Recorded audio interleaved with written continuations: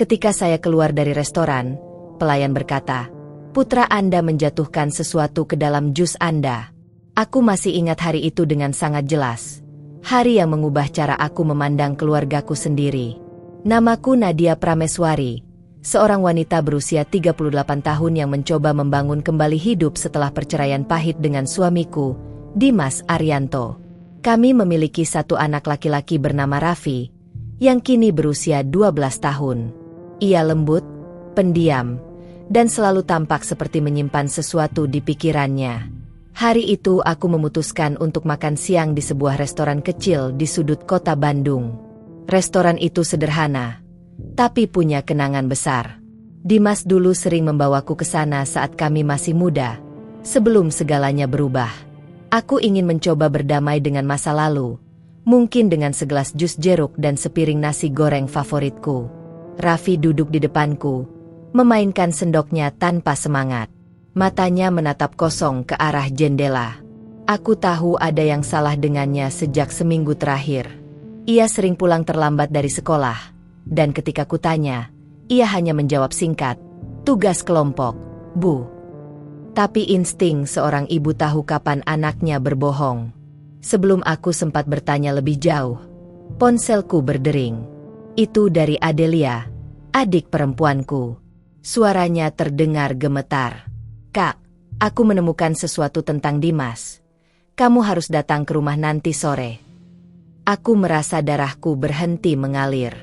Sudah bertahun-tahun aku berusaha menjauh dari masalah itu, tapi tampaknya masa lalu tak pernah benar-benar mati. Aku menutup telepon dan menatap Raffi. Ia menunduk, pura-pura sibuk dengan makanan. Tapi aku melihat tangannya bergetar sedikit. Aku ingin menenangkannya, tapi entah mengapa, ada perasaan asing di dalam diriku, campuran antara takut dan curiga. Setelah makan, aku pergi ke kasir untuk membayar. Raffi bilang ingin ke kamar mandi dulu. Aku mengangguk dan berjalan menuju pintu keluar. Namun tepat ketika aku hendak keluar dari restoran, pelayan muda menghampiriku dengan wajah panik. "Maaf, Bu," katanya cepat. "Tapi putra Anda menjatuhkan sesuatu ke dalam jus Anda." Aku membeku. "Menjatuhkan sesuatu?" tanyaku pelan. Suaraku terdengar bergetar tanpa sengaja. Pelayan itu menelan ludah, tampak ragu-ragu. "Saya tidak tahu apa itu, Bu, tapi kelihatannya seperti kapsul kecil sebelum larut di dalam jus." Jantungku berdetak keras. Aku menoleh ke arah meja kami. Gelas jus jeruk itu masih di sana, setengah penuh. Cairan di dalamnya tampak sedikit keruh, seolah ada sesuatu yang baru saja larut di dalamnya. Tanpa pikir panjang, aku mendekati meja dan menatap gelas itu dengan ngeri. Aku tahu Raffi sedang belajar sains di sekolah. Tapi apa yang mungkin dia jatuhkan? Obat? Zat kimia? Racun? Pikiran-pikiran gila berputar di kepalaku. "Bu, apakah Anda ingin kami buang minumannya?" tanya pelayan itu, suaranya gugup. Aku menggeleng pelan, mengambil gelas itu dengan tangan bergetar. "Tidak, saya akan membawanya," kataku, tanpa tahu alasan pasti kenapa aku ingin menyimpannya. Mungkin naluri, mungkin ketakutan. Beberapa menit kemudian Raffi keluar dari kamar mandi. Ia tampak tenang, terlalu tenang untuk anak seusianya. "Ayo pulang, Bu," katanya sambil tersenyum samar. Tapi senyum itu bukan senyum anakku yang kukenal. Ada sesuatu di baliknya. Sesuatu yang gelap. Di mobil, suasana hening. Aku menatap Raffi lewat kaca spion. Ia memandang keluar jendela, tapi bibirnya bergerak pelan, seperti sedang berbicara dengan dirinya sendiri. Aku mencoba memecah keheningan. "Raffi, tadi kamu menjatuhkan sesuatu ke jus Ibu, ya?" Ia menoleh perlahan. "Siapa bilang?" "Nanti pelayan cerita sama Ibu," jawabku datar. Ia tertawa kecil, tawa yang membuat bulu kuduku berdiri. "Ibu percaya sama orang asing, bukan sama anak sendiri?" Aku tercekat. Kata-katanya seperti pisau. Ada sesuatu yang berubah di dalam dirinya, dan aku tidak tahu kapan itu dimulai. Sesampainya di rumah, Aku langsung menyimpan gelas jus itu di dalam kulkas. Diam-diam. Aku tahu betapa gila tindakanku, tapi ada sesuatu dalam hatiku yang berkata, kebenaran ada di sana. Malamnya, aku tidak bisa tidur. Bayangan wajah Raffi terus menghantui pikiranku. Aku membuka ponsel dan menatap pesan terakhir dari Adelia. Kak, aku nemuin file rahasia di laptop Dimas, ini soal Raffi. Tanganku bergetar. Soal Raffi? Apa maksudnya? Aku segera membalas pesan itu, tapi belum sempat kutekan kirim. Aku mendengar langkah kaki pelan di lorong. Aku mematikan lampu dan menahan napas. Pintu kamar terbuka sedikit, dan di celahnya, aku melihat mata Raffi, menatap lurus ke arahku. Aku pura-pura tidur, tapi jantungku berdegu begitu keras hingga aku yakin Raffi bisa mendengarnya. Cahaya remang dari lorong menyoroti wajahnya yang tampak dingin, tanpa ekspresi. Ia berdiri di sana selama beberapa detik, menatapku seolah ingin memastikan sesuatu, lalu menutup pintu perlahan dan pergi. Begitu suara langkahnya menghilang, aku bangkit dengan napas tersengal. Ada rasa takut yang belum pernah kurasakan sebelumnya, bahkan saat aku pertama kali mengetahui Dimas berselingkuh. Ini berbeda. Ini seperti ada sesuatu yang lebih dalam, sesuatu yang menyentuh akar dari seluruh hidupku. Aku mencoba mengingat kembali masa kecil Raffi. Ia anak yang lembut, mudah menangis, dan selalu mencari perlindungan dalam pelukanku. Tapi sejak 2 tahun lalu, setelah Dimas meninggalkan kami, Raffi berubah. Ia menjadi pendiam, dingin, dan sering menatapku dengan cara yang sulit dijelaskan. Keesokan paginya, aku memutuskan untuk menemui Adelia. Ia tinggal di daerah Dago, di rumah kecil yang diwarisi dari orang tua kami. Saat aku tiba, wajahnya tampak pucat, seperti seseorang yang tidak tidur semalaman. Kak, katanya dengan suara bergetar, aku harus nunjukin ini sebelum terlambat. Ia membuka laptopnya dan memperlihatkan folder bernama Project R01. Aku menatap layar itu tanpa mengerti. Apa ini? Del. Ia mengklik file video di dalamnya. Rekaman itu menampilkan Dimas di dalam laboratorium. Di belakangnya ada beberapa tabung kaca dan peralatan medis. Ia berbicara dengan seseorang yang tidak terlihat di kamera. Prototipe sudah berhasil. Suara Dimas terdengar tegas. Subjek pertama menunjukkan perkembangan kognitif luar biasa, tapi ada efek samping, emosi tidak stabil, kecenderungan agresif meningkat. Aku menelan ludah. Subjek pertama? Tanyaku pelan.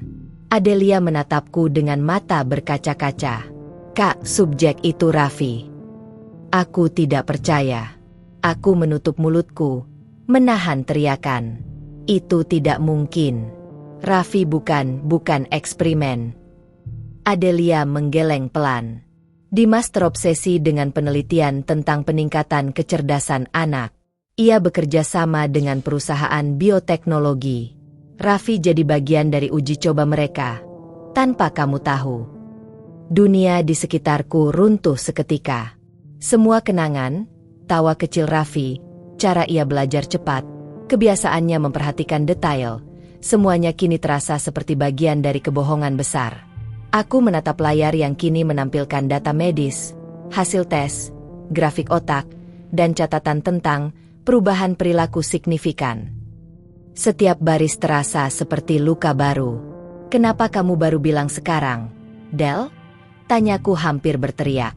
Aku baru nemuin file ini 3 hari lalu. Laptop Dimas dulu aku simpan waktu dia pergi dari rumah. Aku pikir cuma dokumen kerja biasa. Aku merasa kepalaku berputar. Tiba-tiba aku teringat jus jeruk di restoran.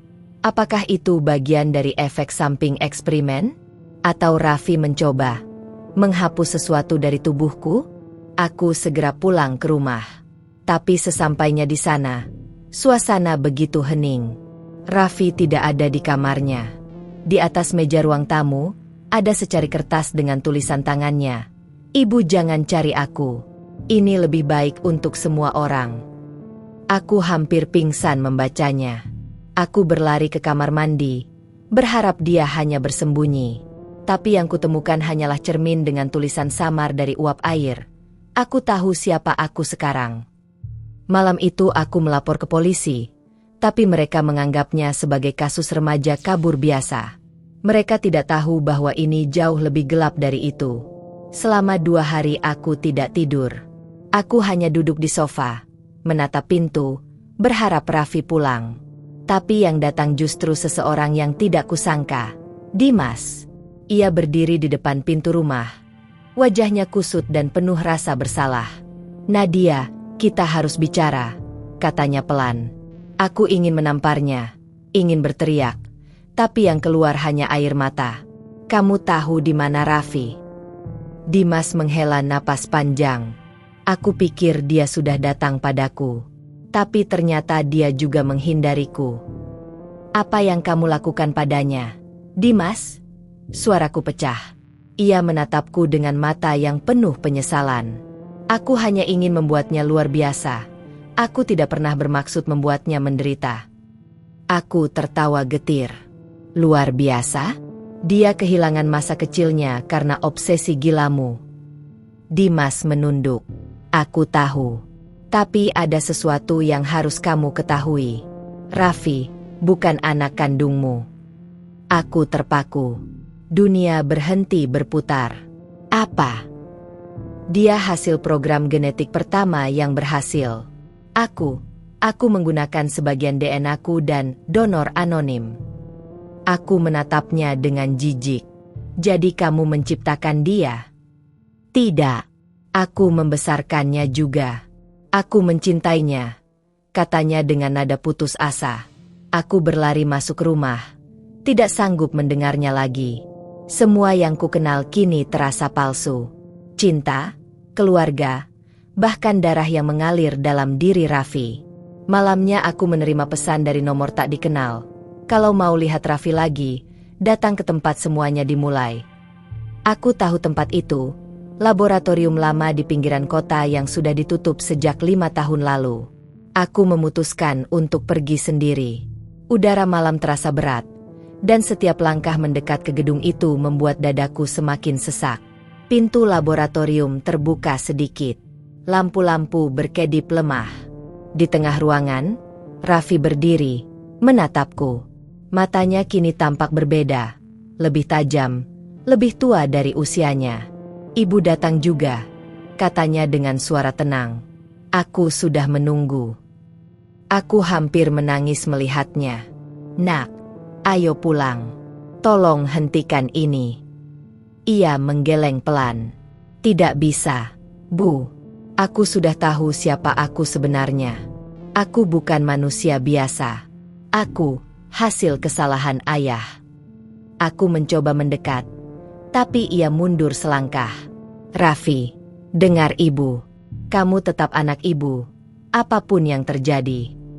"Bukan," katanya dengan nada dingin. "Aku hanyalah proyek gagal yang tidak seharusnya hidup."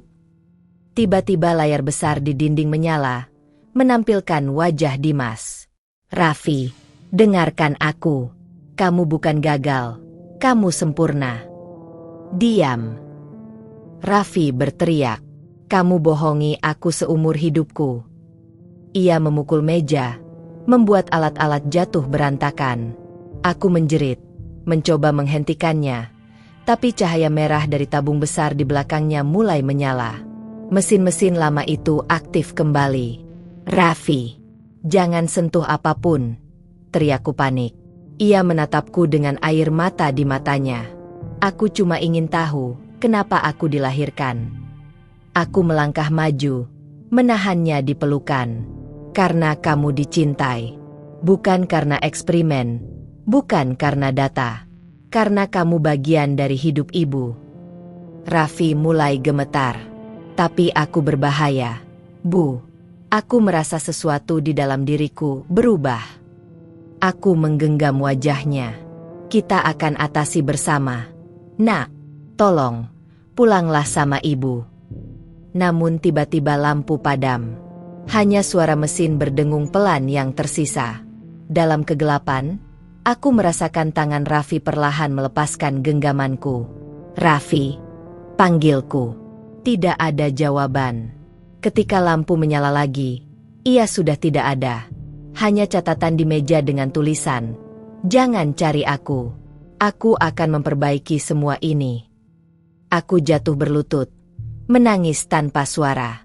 Dimas berlari masuk beberapa menit kemudian, tapi semuanya sudah terlambat. Ia menatap layar monitor yang kini menampilkan pesan sistem, protokol R01 diaktifkan. Aku menatapnya dengan ngeri. Apa maksudnya itu? Dimas menelan ludah. Itu berarti dia memulai ulang program. Raffi akan mencoba menyelesaikan apa yang dulu aku mulai. Tidak, dia hanya anak kecil, teriakku, tapi suaraku nyaris tidak terdengar di tengah suara sirene yang mulai berbunyi di seluruh gedung. Kami berlari keluar sebelum laboratorium meledak dalam cahaya oranye menyilaukan. Aku jatuh di tanah, menatap langit malam yang kini memantulkan cahaya api. Dalam kehancuran itu, aku hanya bisa berdoa bahwa entah dimanapun Raffi berada, ia masih ingat satu hal, bahwa aku mencintainya. Tapi jauh di balik asap, di antara reruntuhan laboratorium, ada siluet kecil yang berjalan perlahan menjauh, membawa sesuatu di tangannya, sebuah kapsul, mirip dengan yang pernah larut di jusku. Dan dalam hati kecilku, aku tahu, ini belum berakhir. 3 minggu telah berlalu sejak malam mengerikan itu. Kota masih membicarakan ledakan besar di pinggiran Bandung, tapi tidak ada yang tahu apa sebenarnya yang terjadi di sana. Mereka menyebutnya kecelakaan gas, padahal aku tahu kebenarannya jauh lebih gelap. Aku tidak pernah berhenti mencari Raffi.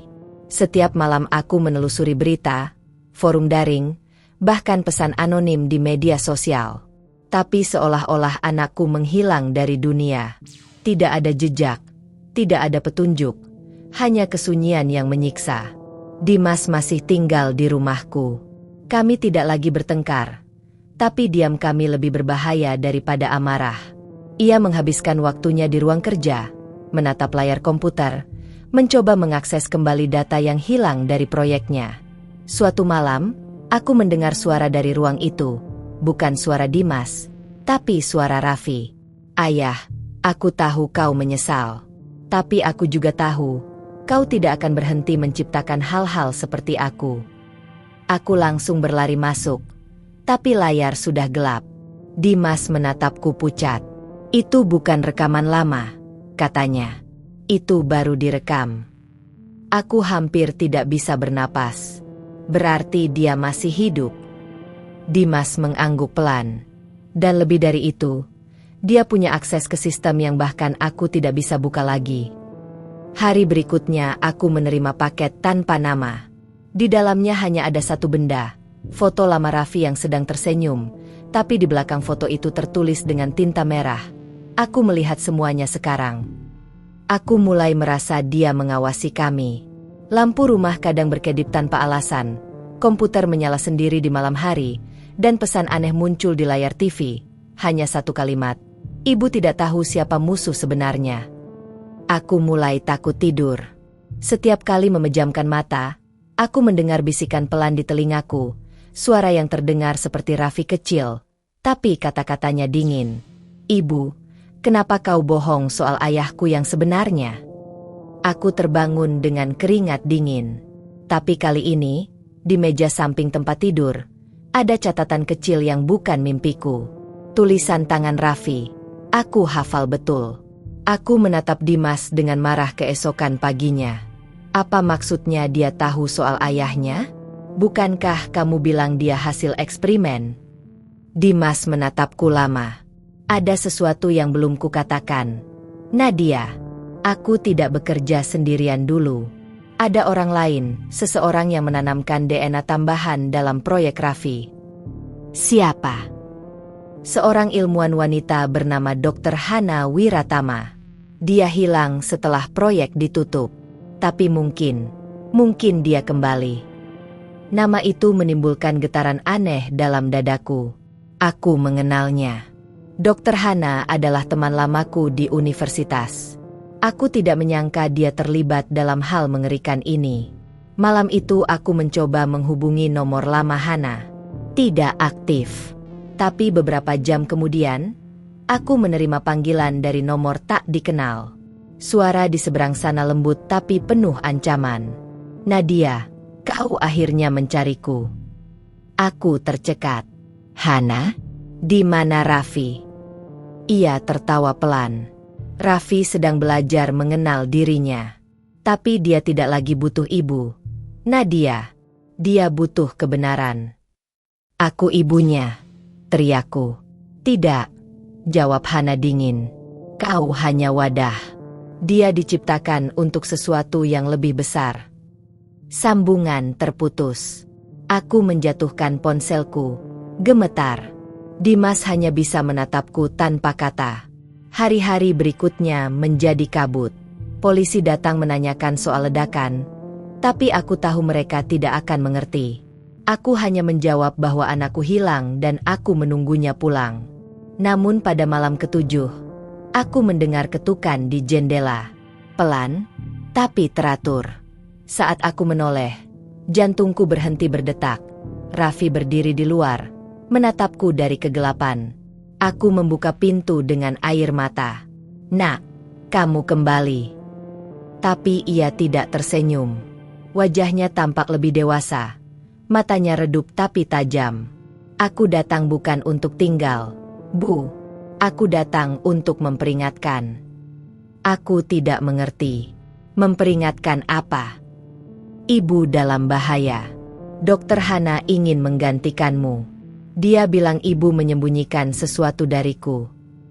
Aku memegang tangannya, tapi kulitnya terasa dingin, seolah bukan darah yang mengalir di sana. "Raffi, tolong percayalah pada ibu." Ia menarik tangannya perlahan. "Kalau begitu buktikan, Bu. Siapa ayah kandungku sebenarnya?" Pertanyaan itu menghantamku seperti petir. Aku terdiam lama. Raffi menatapku dalam-dalam, lalu pergi tanpa menoleh. Aku akan mencari jawabanku sendiri. Setelah dia menghilang, aku jatuh berlutut. Dimas masuk dan memelukku. "Kita harus menemukan Hana sebelum dia menemukan Raffi," katanya tegas. Kami mulai menelusuri catatan lama, mencari keberadaan Hana. Ternyata dia mendirikan lembaga riset baru di Jakarta dengan nama lain, Institusi Bioreka. Aku dan Dimas pergi ke sana dengan identitas palsu sebagai investor. Tapi begitu kami masuk ke ruang konferensi, aku tahu kami sudah terlambat. Di layar besar terpampang wajah Raffi, bukan dalam foto, tapi siaran langsung. Ia sedang berdiri di tengah laboratorium dengan ratusan tabung berisi cairan biru di sekelilingnya. Suara Hana terdengar melalui pengeras suara. "Inilah generasi berikutnya, Raffi. Mereka seperti kamu, tapi sempurna." Aku menjerit. "Hentikan. Jangan gunakan dia lagi." Tapi Raffi menatapku dari layar. Matanya berkilat aneh. "Ibu, mungkin inilah takdirku." Aku mencoba berlari menuju ruang kontrol, tapi penjaga menghentikanku. Dimas berusaha melawan, tapi kami kalah jumlah. Dalam kekacauan itu, Hana muncul dengan wajah dingin. "Kau tidak mengerti, Nadia. Dunia butuh anak seperti Raffi. Anak yang bisa berpikir melampaui manusia biasa." Aku menatapnya tajam. "Kau mempermainkan hidup anakku demi ambisimu." Ia tersenyum tipis. "Dan kau mempermainkan perasaanmu sendiri karena ingin percaya bahwa cinta bisa melawan sains." Tiba-tiba alarm berbunyi. Layar berkedip. Raffi menatap ke kamera dengan mata berkaca-kaca. "Ibu, aku tidak mau mereka jadi seperti aku." Lalu semua lampu padam. Suara mesin berhenti. Dan dalam kegelapan itu, aku mendengar bisikan terakhirnya. "Maafkan aku, Bu." Ketika cahaya kembali, seluruh laboratorium kosong. Tidak ada Hana, tidak ada Raffi, tidak ada tabung biru. Hanya kesunyian dan bau logam terbakar. Aku berdiri di tengah ruangan, gemetar. Dimas berlutut di sampingku, memegangi kepalanya. Dia menghapus semuanya.